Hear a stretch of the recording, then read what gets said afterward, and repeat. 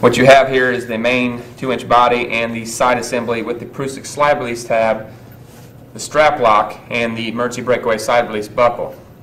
What you're going to do to disassemble it is go ahead and remove the female buckle and remove the 2-inch portion, rear side of the sling with the 1-inch loop locks from the side assembly and setting the 2-inch portion of the sling aside. Next, you're going to have the side assembly with the Prussik Slide Release Tab and the male buckle. Once you've got the side assembly on the IMPD 3-point tactical single point removed from the 2-inch main body, go ahead and lay the side assembly out. You will have the end loop lock. You will then have the Prussik Slide Release Tab, the male side release emergency breakaway buckle, and the strap lock, and then the rest of the webbing. First thing you're going to do is slide the strap lock off of the webbing and place it in front of you. Next thing you're going to do is disassemble the Prussik Slide Release assembly by pulling the male buckle and the webbing, setting it aside, and then set that aside. Now, for some reason you can't fit this through the rear existing sling attachment, such as on a Benelli shotgun, you would need to disassemble these components to do the following step. You would simply run the webbing back through the weapon's existing sling attachment, in this case an AK-47 underfolder. The rear sling attachment's right there. You'd run the webbing through.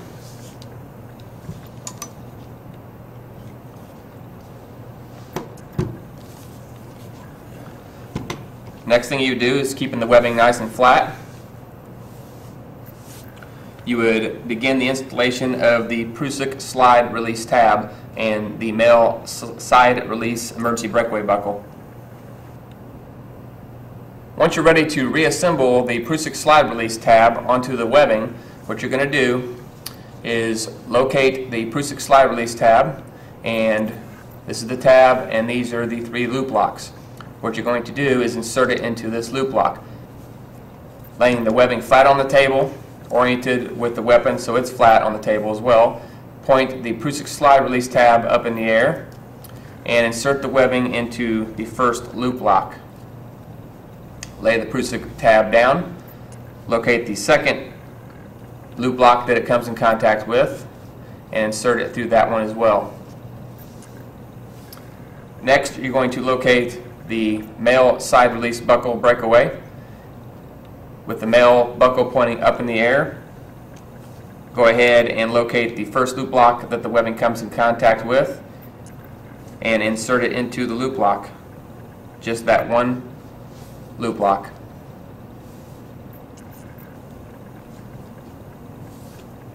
Next, you're going to route the webbing through the next loop lock on the Prussik Slide Release Tab. Then you're going to route the webbing through the remaining loop lock that's on the male buckle breakaway.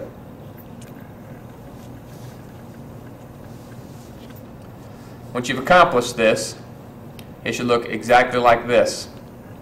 The first loop lock you run through is on the tab. The second one that it actually comes in contact with on the Prussik tab, you're going to run it through. Then you run it through the very first loop lock on the male buckle, then through the last remaining loop lock on the Prussik tab, and then through the last remaining loop lock on the male buckle. What happens here is when you pull the buckle to the rear, it actually tightens down, as you see, on these loop locks and creates tension on the webbing, preventing it from sliding to the rear. To disengage that tension, you simply pull the tab, and as you see, it allows it to slide freely. To slide the Prussik Slide Release Tab and the sling body forward, you simply grab the male buckle and slide it forward, which again releases the tension. But once you apply rear retention on the actual sling body, again, it locks it up. keeps it from coming towards the rear of the weapon and loosening. Now, once you've accomplished this, go ahead and pull the webbing through. Lay the webbing back flat. Locate the strap lock, which is this right here. This is the duckbill portion. That's the rear slot. That's the front angled slot, and obviously the middle slot. You're going to run the webbing up through the bottom of the first slot. Run it into the very next slot that it comes in contact to. Then you're going to lay the weapon where the existing sling attachment is in front. You're going to slide the Prussik Slide Release Tab out of the way. And you're going to slide the strap lock back towards the rear so it's approximately 1 inch behind the actual sling attachment. Next, run the webbing flat through the existing sling attachment.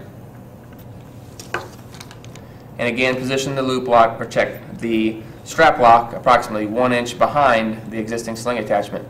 Double the webbing back on itself and through the rung where the webbing is coming through the strap lock, the original way it came through, and then through the second rung.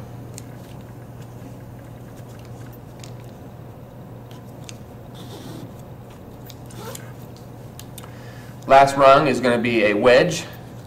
This is where you run it over into the wedge, and this prevents the webbing from coming undone.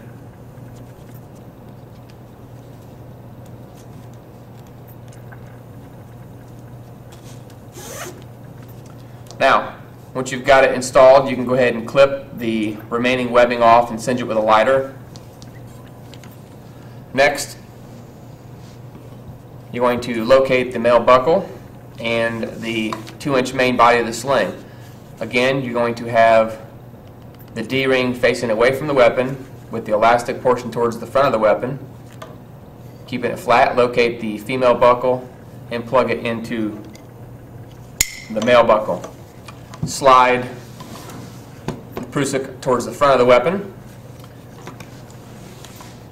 keeping the webbing flat along the weapon so it doesn't twist or turn. Locate the end tab with the 2 loop locks, and you're going to insert it into this last loop lock on the side assembly of the 3-point sling. Once you've slid it into the side assembly loop lock, locate these 2 loop locks here, insert the webbing into the last of the 2 loop locks, spread the 2 loop locks, and run the webbing through the last loop lock, or actually it's the first loop lock that it comes in contact with.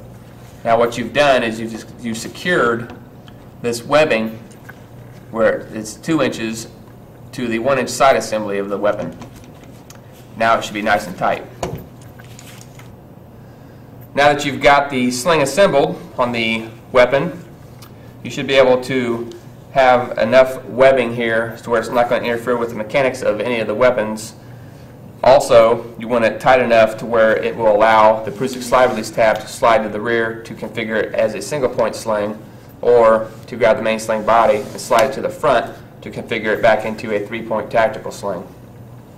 To get out of the weapon altogether, or the sling, simply hit the side release buckle and break away from the weapon system.